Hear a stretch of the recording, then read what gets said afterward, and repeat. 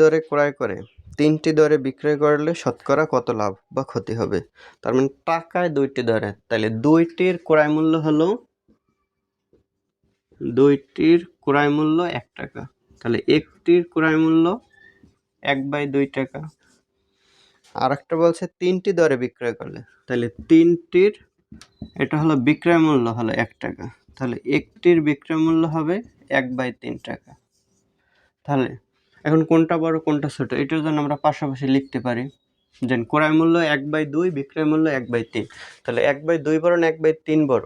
এখানে দেখে বোঝা যায় যে 1 টাকারে যদি 2 ভাগ করি আর 1 টাকারে 3 ভাগ করি, তাহলে এইটা অবভিয়াসলি ভাগে বেশি পড়বে, তাহলে এইটা বড় হয়। আর এভাবে না বুঝলে আমরা দুইটা ভগ্নাংশ পাশাপাশি লিখে কোনাকুনি গুণ করব, তাহলে এইটা কোনাকুনি গুণ করলে হয় 3 আর এইটা কোনাকুনি গুণ করলে হয় 2। যেইটা সংখ্যা বড় ওই ভগ্নাংশ বড়, তাহলে এইটা 3 আর এইটা 2, এইটা 3 বড় 2 এসছে, এই জন্য এই ভগ্নাংশটা বড় 1/2। তাহলে ক্রয় মূল্য যদি বড় হয় বিক্রয় মূল্য চেয়ে, তাহলে ক্ষতি হয়েছে, তাহলে ক্ষতি হয়েছে কত টাকা? তাহলে ক্রয় মূল্য থেকে বিক্রয় মূল্য বাদ দিলে ক্ষতি পাবো, তাহলে বিয়োগ করলে লসাগু হয় 3 আর 2 লসাগু 6, 2 দিয়ে 6 রে ভাগ করলে 3, 3 একে 3, বিয়োগ 3 দিয়ে 6 রে ভাগ করলে 2, 2 একে 2, তাহলে হয় 1/6 টাকা। তাহলে এই 1/6 টাকা ক্ষতি হয় যে কির উপরে? ক্রয় মূল্যের উপরে।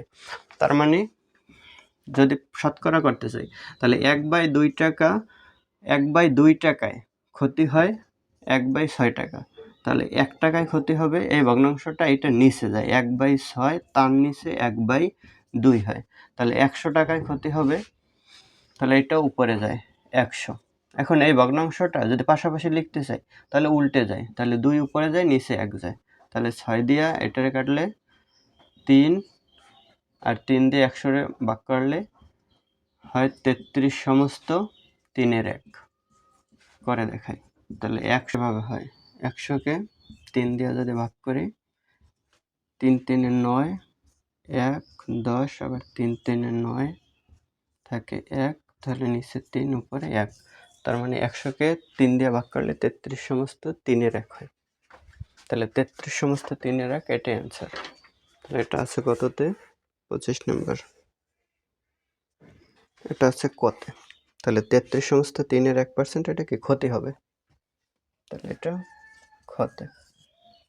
এই ক্রয় মূল্য বড়, এই কারণে আগে কি যেন এইটার চেয়ে এটা বড়, যেমন 1-এর 2 গ্রেটার দেন 1-এর 3, তাহলে অবশ্যই এখানে ক্ষতি হবে, তাহলে এই 33 সমস্ত 3-এর 1 এটা হবে ক্ষতি।